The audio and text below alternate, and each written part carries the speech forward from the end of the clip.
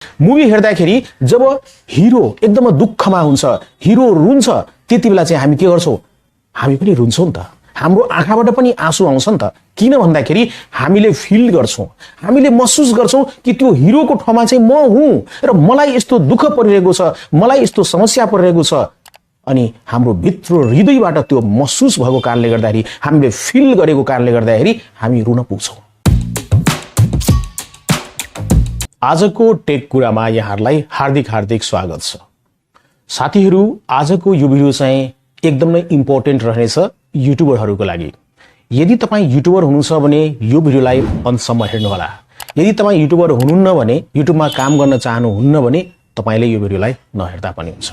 किन भन्दाखेरि आज यो भिडियोमा चाहिँ म गजबको कुराकानी गर्न गइरहेको छु। तपाईले थम्बनेल देखिसक्नुभयो। जति पनि टिप्सहरू रहेको छ सबै व्यर्थ हैन। जति पनि तपाईले रुल्सहरू सिक्नुहुन्छ, पोलिसीहरू सिक्नुहुन्छ कि हामीले आफ्नो च्यानललाई कसरी ग्रो गर्ने, हामीले आफ्नो भिडियोमा कसरी भ्युज ल्याउने, हामीले आफ्नो भिडियोलाई कसरी भाइरल गर्ने, हामीले विभिन्न प्रकारको टेक्निकल टिप्सहरू सुन्ने गरेका हुन्छौं, सिक्ने गरेका हुन्छौं। तर मेरो विचारमा पर्सनली म भन्न चाहन्छु यी सबै टिप्सहरू व्यर्थ रहेका छन्। तपाईले जति पनि रट लगाउनुस्, टिप्सहरू सिक्नुस्, तर तपाईको भिडियो भाइरल हुँदैन, तपाईको भिडियोमा भ्युज आउँदैन, तपाईको च्यानल चाहिँ ग्रो गर्न सक्दैन। किन भन्दाखेरि च्यानल ग्रो गराउनको लागि त अर्कै मन्त्र रहेको छ। तपाईको च्यानलको भिडियोमा भ्युज ल्याउनको लागि त अर्कै मन्त्र रहेको छ, अर्कै फर्मुला रहेको छ। यदि त्यो मन्त्र र फर्मुला तपाईले जप गर्नुभयो भने र त्यसलाई चाहिँ तपाईले बुझ्नु भयो भने, अन्डरस्ट्यान्ड गर्नुभयो भने, बाहिरी सतहबाट हैन, भित्र मुटुबाट, भित्र तपाईले आफ्नो ब्रेनबाट त्यो चीजलाई एब्जर्ब गर्नुभयो भने, ग्र्याब गर्नुभयो भने तपाईले युट्युबमा धेरै राम्रो गर्न सक्नुहुन्छ। यो मैले बोलेको हैन साथीहरू, मेरो 7 वर्षको अनुभव बोलेको हो।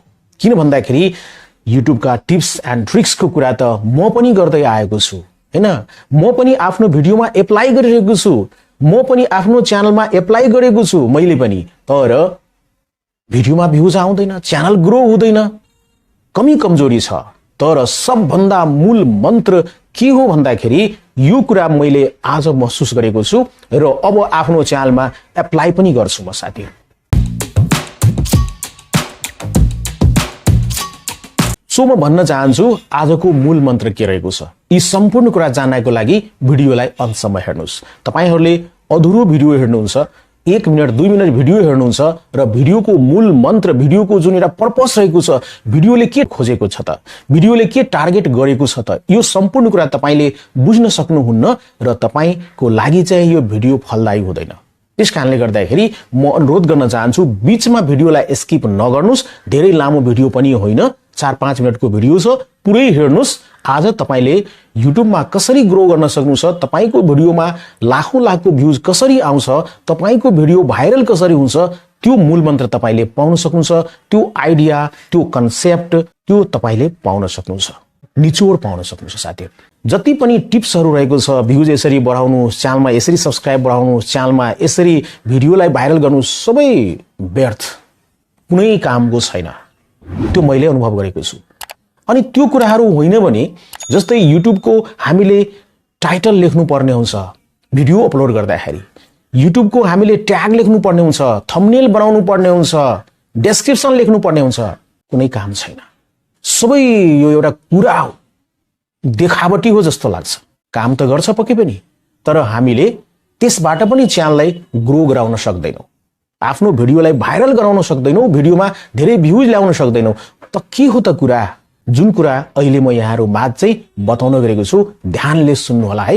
यो कुरालाई मनन गर्नु होला, यो कुरालाई आत्मसात गर्नु होला र म ग्यारेन्टी गर्छु यहाँहरुलाई तपाईले आफ्नो च्यानललाई चाँडै भन्दा चाँडै अपलिफ्ट गर्न सक्नुहुन्छ। तपाईले आफ्नो च्यानलको भिडियोमा धेरै भन्दा धेरै भ्युज पाउन सक्नुहुन्छ। तपाईलाई उत्सुकता लागिरहेको होला, कुरा के हो त? किन यो ओनिकले चाहिँ कुरा घुमाइरहेको छ त? महत्त्वपूर्ण कुरा अब आउँछ साथीहरु यो भिडियोको अन्ततिर। त्यसकारणले त भनिरहेको छु यो भिडियोलाई बीचमा स्किप नगर्नुस्, अन्तसम्म हेर्नुस्। हामीले आफ्नो भिडियो युट्युब च्यानलमा अपलोड गर्दाखेरि टिप्स एन्ड ट्रिक्सको कुराहरूलाई त फलो नगर्दा पनि हुन्छ। युट्युबको नियम हो कि हामीले भिडियो अपलोड गर्दाखेरि थम्बनेल त बनाउनु पर्छ, बनाउनु होला, जस्तो सुकै थम्बनेल बनाउनु होला त्यो पनि होइन बनाउनु होला। म त्यो कुरामा आइरहेको छु।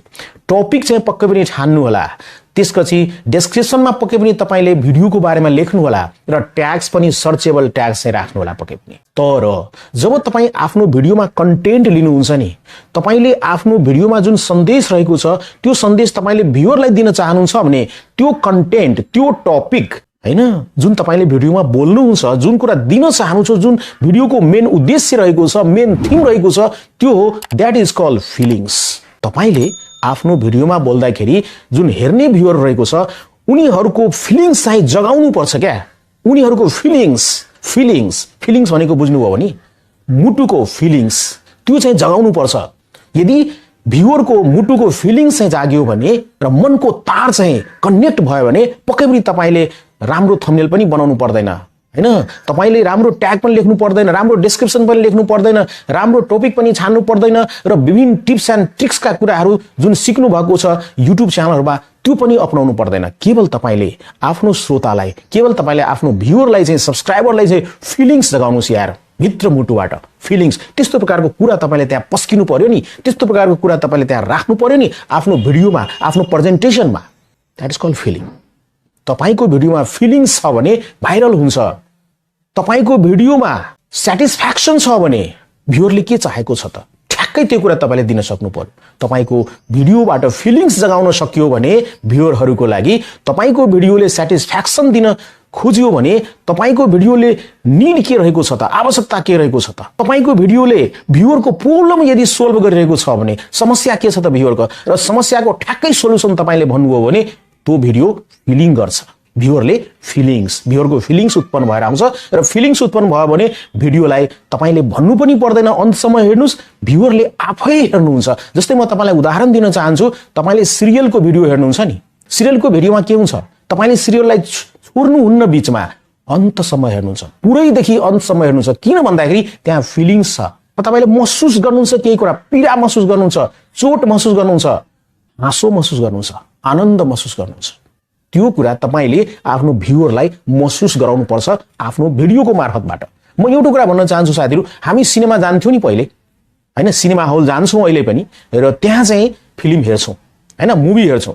मुभी हेर्दाखेरि जब हिरो एकदम दुःखमा हुन्छ, हिरो रुन्छ, त्यतिबेला चाहिँ हामी के गर्छौं, हामी पनि रुन्छौं नि त, हाम्रो आँखाबाट पनि आँसु आउँछ नि त। किन भन्दाखेरि हामीले फिल गर्छौं, हामीले महसुस गर्छौं कि त्यो हिरोको ठाउँमा चाहिँ म हुँ र मलाई यस्तो दुःख परिरहेको छ, मलाई यस्तो समस्या परिरहेको छ, अनि हाम्रो भित्र हृदयबाट त्यो महसुस भएको कारणले गर्दाखेरि, हामीले फिल गरेको कारणले गर्दाखेरि हामी रुन पुग्छौं। त्यस्तै गरिकन जब तपाईले भिडियो बनाउनुहुन्छ भने भ्युअरलाई टार्गेट गर्नुस्, भ्युअरको फिलिङ्स जुन छ, मुटुको फिलिङ्स त्यो जगाउनुस्। तपाईले त्यो सुतेको हुन्छ र फिलिङ्स सुतेको हुन्छ भने तपाईको भिडियोमा भ्युज आउँदैन, तपाईको भिडियो भाइरल हुँदैन। तपाईको भिडियोले भ्युअरको, सब्स्क्राइबरको जुन हेर्दै हुनुहुन्छ तपाईको भिडियो, उहाँको भित्र मुटुबाट फिलिङ्स जगाउनुस्, सुतेको आत्मालाई घचघचाउनुस् र त्यो फिलिङ्स ल्याउनुस् ब्रेनमा, मुटुमा, दुईटै कुरामा, ब्रेनमा र हर्टमा पनि। अनि हेर्नुस् न कसरी तपाईको भिडियोमा भ्युज आउँदैन।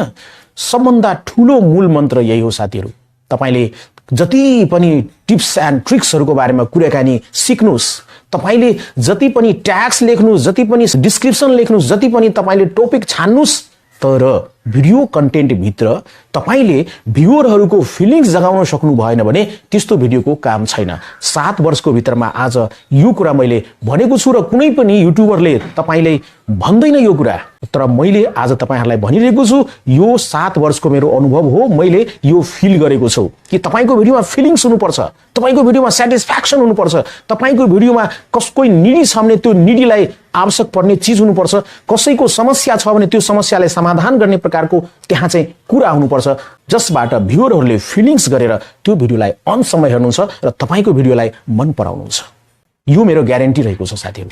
त्यसैकारणले गर्दाखेरि आफ्नो भिडियोमा फिलिङ्स जगाउने प्रयास गर्नुस्। आफ्नो प्रेजेन्टेसनमा माइक राम्रो छैन, माइक त राम्रै हुनुपर्छ, अडियो। किन भन्दाखेरि मैले बोलिरहेको छु त मेरो कुरा त स्पष्ट रूपले भ्युअरले सुन्नु पर्यो नि। भिडियो क्वालिटी अलि कम भए पनि चल्छ, ब्याकग्राउन्ड जस्तो सुकै भए पनि चल्छ, तर एभ्रिथिङ जस्तो भए पनि चल्छ, तर दुईटा कुरा, अडियो राम्रो हुनुपर्छ, प्रष्ट हुनुपर्छ र दोस्रो कुरा तपाईको भिडियोको कन्टेन्टमा फिलिङ्स हुनुपर्छ, दमदार फिलिङ हुनुपर्छ, म्याग्नेटिक फिलिङ हुनुपर्छ, म्याजिकल फिलिङ हुनुपर्छ।